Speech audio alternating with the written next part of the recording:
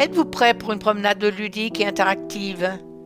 Si vous êtes en Maurienne, la promenade savoyarde découverte vous invite à suivre la légende du jeune artilleur sarde qui hante le fort. Un baluchon à retirer à l'office de tourisme permet de trouver des indices et de jouer dans le fort. Les forts de l'Essayon, un très beau site chargé d'histoire, ont été construits par les souverains de Savoie entre 1820 et 1850. Au sommet du barrière naturel, cet obstacle empêchait l'accès à la Haute-Maurienne et au col du Mont-Cenis. Longue de 3 km pour 250 mètres de dénivelé, cette barrière se compose de 5 forts portant les noms de souverains du royaume.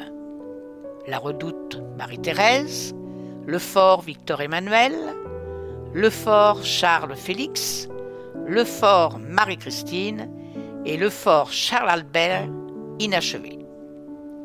Ces fortifications sont situées sur un verrou glaciaire naturel appelé l'Essayon, surplombant la vallée de l'Arc entre les communes d'Aussois et d'Avrieux.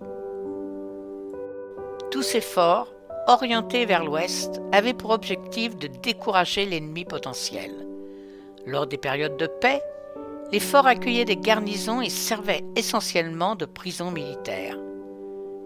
La vie militaire assez austère était rythmée par les tours de garde et l'entraînement. Les soldats vivaient ainsi assez isolés, surtout en hiver.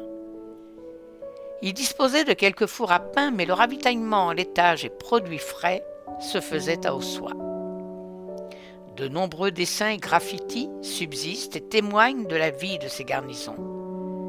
Conçus selon les plans du marquis de Montalembert, ces forts étaient pensés pour se défendre mutuellement par des tirs croisés. Un petit historique nécessaire à la compréhension de ces différents forts. Financés par les indemnités versées par la France après le Congrès de Vienne en 1815, ces forts n'ont jamais servi à des fins militaires. Peu après leur construction, la Savoie est devenue française, rendant les forts obsolètes sur le plan défensif. Aujourd'hui, les forts de l'Essayon sont classés monuments historiques et constituent un site touristique important de la région. Le fort Charles-Albert est le dernier fort de l'ensemble fortifié de l'Essayon à avoir été commencé. Sa construction débute en 1832 pour combler une brèche dans le système de défense au nord du village d'Aussois. L'objectif est de compléter le dispositif existant en verrouillant les accès au nord du site de l'Essayon.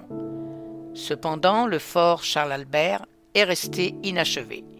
Les travaux sont interrompus en 1834. Aujourd'hui, seuls quelques vestiges du fort Albert subsistent. Les ruines des 2 petits bâtiments de garnison, la base d'une tour qui surplombe encore la vallée d'Aussois. Découvrons le fort Victor-Emmanuel. Perdez-vous dans les dédales de ce fort immense construit pour accueillir une garnison de 1500 hommes.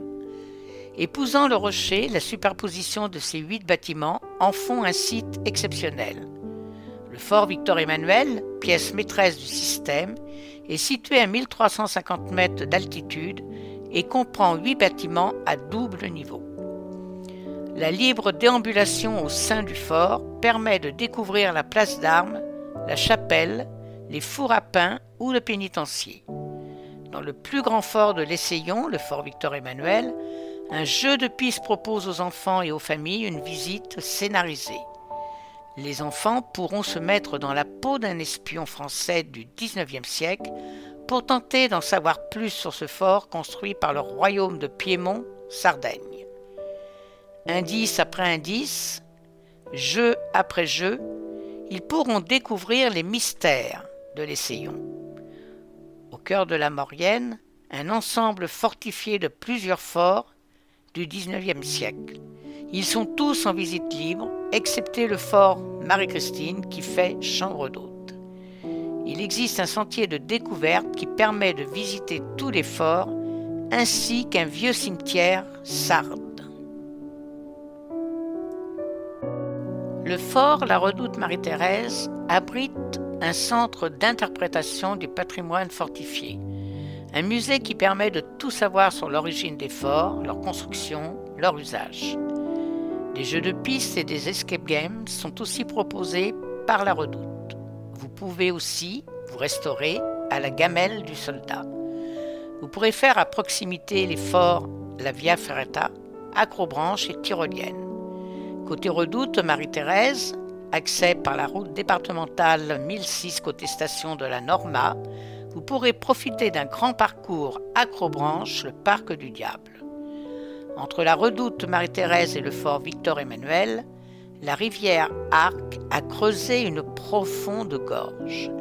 Les deux forts sont reliés par une passerelle piéton, le pont du Diable, et il est donc possible de se rendre d'un fort à l'autre.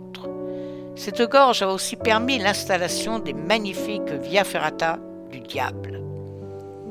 Certaines Via Ferrata partent même directement des bouches à canon du fort Victor-Emmanuel.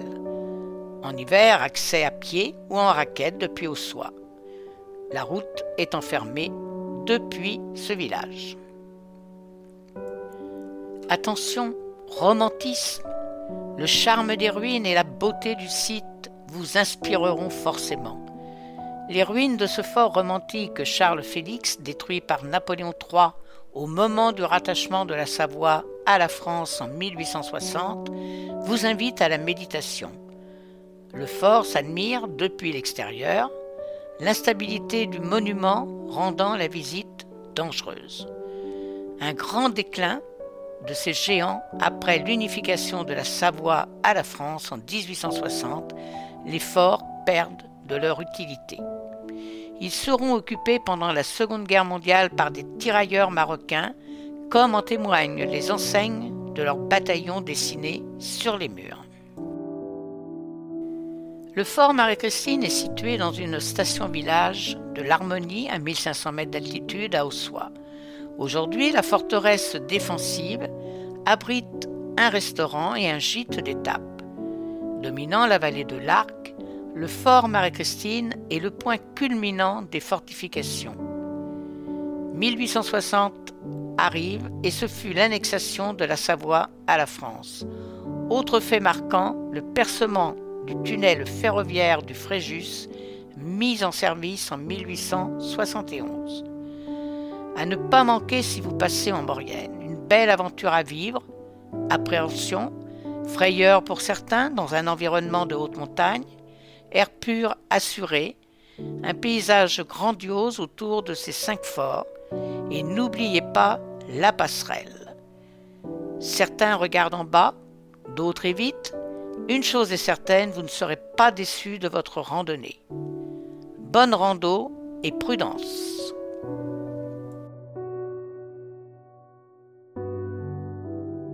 Si vous avez apprécié cette aventure, rendez-vous sur notre site web letourismerevisité.fr et à bientôt.